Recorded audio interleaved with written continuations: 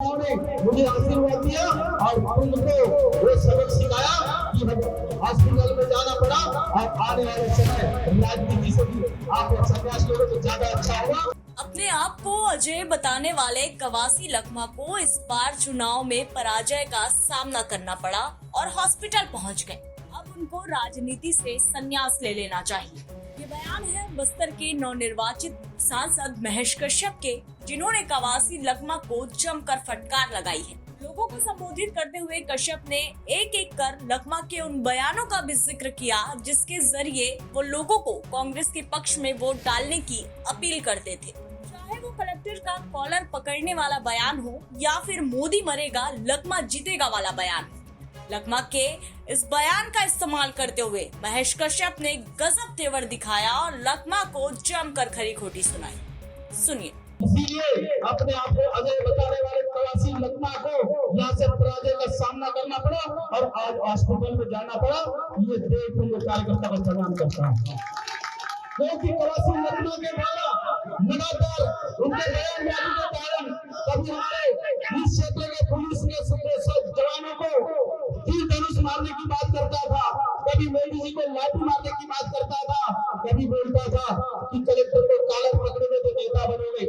लेकिन कवासी लखमा या engineer, doctor और वकील जैसे पढ़े लिखे लोग हैं जिसको पूरे देश के अपमान का सामना करना पड़ता था, अपमानित महसूस होता था और बस्तर का चरित्र पूरे देश पे गुण हो रहा था। इसीलिए यहाँ के युवाओं ने, यहाँ के मतदाताओं के भाई बहनों ने, माता पिताओं ने मुझे आशीर्वाद दिया और उनको वो सबक सिखाया कि हॉस्पिटल में जाना पड़ा। और आने वाले समय राजनीति से भी आप संन्यास लोगों तो ज्यादा अच्छा होगा।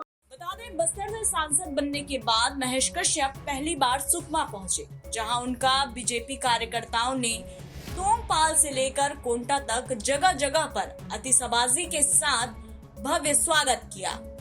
इस दौरान तोंगपाल, कुकानार, छिंदगढ़, सुकमा, दोरनापाल और कोंटा में सभा को संबोधित करते हुए महेश कश्यप ने जनता का आभार जताया और अपनी प्राथमिकताएं उन्हें बताई।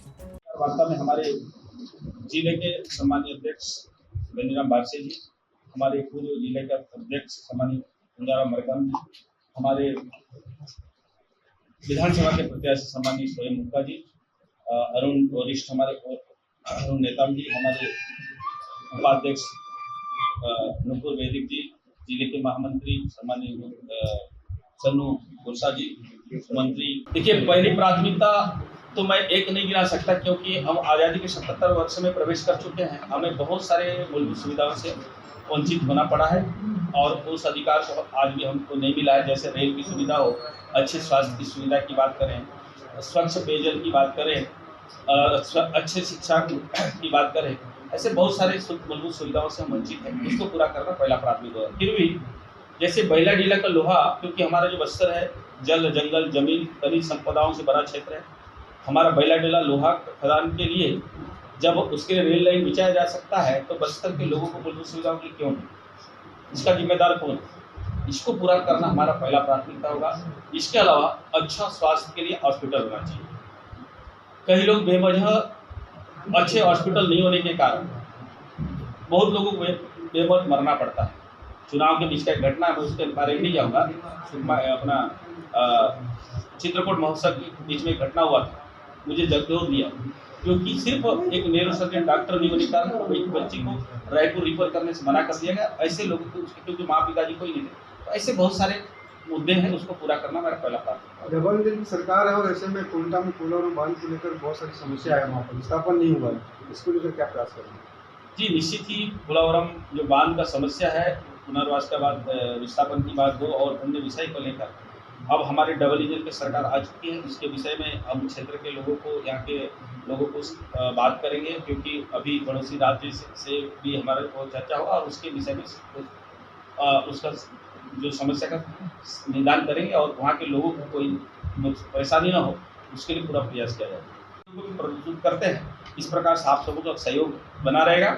और मैं सुकमा जिला, क्योंकि विधायक हमारा नहीं है, इसलिए कहीं ना कहीं यहाँ के लोग पहली बार एक प्रकार से यहाँ के जो प्रत्याशी होने के बाद भी वर्तमान विधायक मंत्री को हरा के मुझे भारी बहुमत से जीता है, यहाँ से लीड दिया, इसलिए मेरा जवाबदारी बढ़ता है, ज़्यादा बनता है कि सुकमा जिला को और खुंटा विधानसभा को विशेष ध्यान देना, और वो भी प्रयास रहेगा, ऐसा मैं मानता हूँ। और आज के अवसर पर आप सभी पत्रकार साथियों को, चाहे इलेक्ट्रॉनिक मीडिया, प्रिंट मीडिया, सभी को मैं पुनः धन्यवाद ज्ञापित करता हूँ कि आप लोगों का सहयोग ऐसा बना रहा है।